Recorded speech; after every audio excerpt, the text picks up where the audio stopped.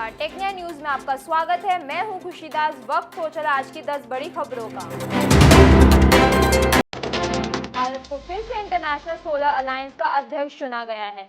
अब भारत 2026 तक international solar alliance के अध्यक्ष पद का दायित्व संभालेगा। इसके अलावा इंटरनेशनल सोलर अलायंस की स्थायी समिति ने दुनिया भर से 8 अन्य देशों को गठबंधन का उपाध्यक्ष बनाया है। इसमें दुनिया के 4 भौगोलिक क्षेत्रों में दो उपाध्यक्षों का चुनाव किया गया है। इंटरनेशनल सोलर अलायंस संगठित देशों में विशेष ऊर्जा की आवश्यकताओं को पूरा करने के लिए उद्देश्य से काम करता है।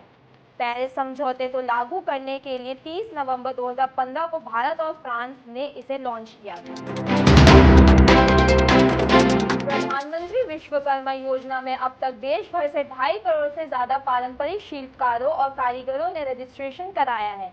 इनमें से 23,75,000 आवेदकों को वेरिफिकेशन के बाद योजना का लाभ प्राप्त करने के लिए रजिस्टर कर लिया गया है।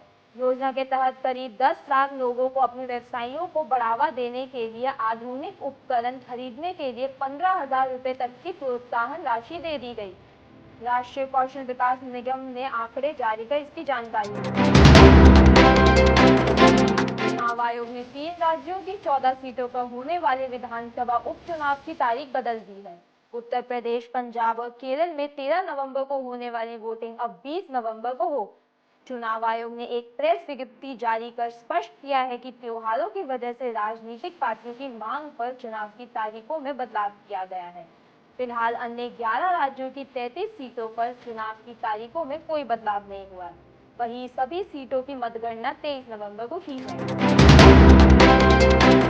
झारखंड में होने जा रहे विधानसभा चुनाव में पहले चरण में 683 उम्मीदवारों ने नामांकन कराया है। पहले चरण में झारखंड में 13 नवंबर को कुल 43 सीटों पर मतदान होना है। इस बीच एसोसिएशन फॉर डेमोक्रेटिक रिफॉर्म्स ने पहले चरण के उम्मीदवारों के हलफनामों पर एक रिपोर्ट जारी की है। रिपोर्ट के अनुसार पहले चरण के 34% यानी 235 उम्मीदवार करोड़पति हैं। इन सभी प्रत्याशियों की औसत संपत्ति 2 करोड़ से अधिक है, जबकि इनमें 63 उम्मीदवार ऐसे भी हैं जिनकी संपत्ति 5 करोड़ से भी अधिक है। एमसीडी के नए मेयर और डिप्टी मेयर के चुनाव की अधिसूचना सोमवार को जारी हो गई है। दिल्ली नगर निगम की बैठक में 14 नवंबर को नए मेयर और डिप्टी मेयर का चुनाव कराया जाएगा। चुनाव के लिए 18 अप्रैल 2024 को नामांकन दाखिल कर दिए गए थे, लेकिन चुनाव के लिए होने वाली एमसीडी की बैठक स्थगित कर दी गई। जिसके बाद सोमवार को मेयर के आदेश पर फिर से चुनाव की अधिसूचना जारी की गई। के सरकारी स्कूलों के 12वीं क्लास के 30 छात्रों को फ्रांस जाने का मौका मिला है। ये सभी छात्र 3 नवंबर को दिल्ली से फ्रांस रवाना हो गए। फ्रांस की राजधानी पेरिस में सभी छात्र 15 नवंबर तक एडवांस फ्रेंच भाषा का कोर्स करेंगे। इसके बाद सभी छात्र आईफिल टावर और डिज्नीलैंड जैसी जगहों का दौरा भी करेंगे। दिल्ली सरकार ने शिक्षा की गुणवत्ता बढ़ाने के लिए भारत में फ्रांसीसी दूतावास की मदद से फ्रेंच भाषा पढ़ाने के लिए अलायंस फ्रांसिस के साथ साझेदारी की है, जिसके तहत इन छात्रों को फ्रांस भेजा गया है। दिल्ली एनसीआर में वायु गुणवत्ता बहुत ही खराब श्रेणी में बनी हुई है। इन दिनों दिल्ली एनसीआर में कई जगह पर AQI 400 के आसपास और कई जगहों पर 400 के पार बना हुआ है। मंगलवार की सुबह दिल्ली एनसीआर का AQI 385 दर्ज किया गया। इसके अलावा मौसम विभाग ने दिल्ली एनसीआर में अगले 2 से 3 दिनों तक रात और सुबह में धुंध छाई रहने का अनुमान लगाया।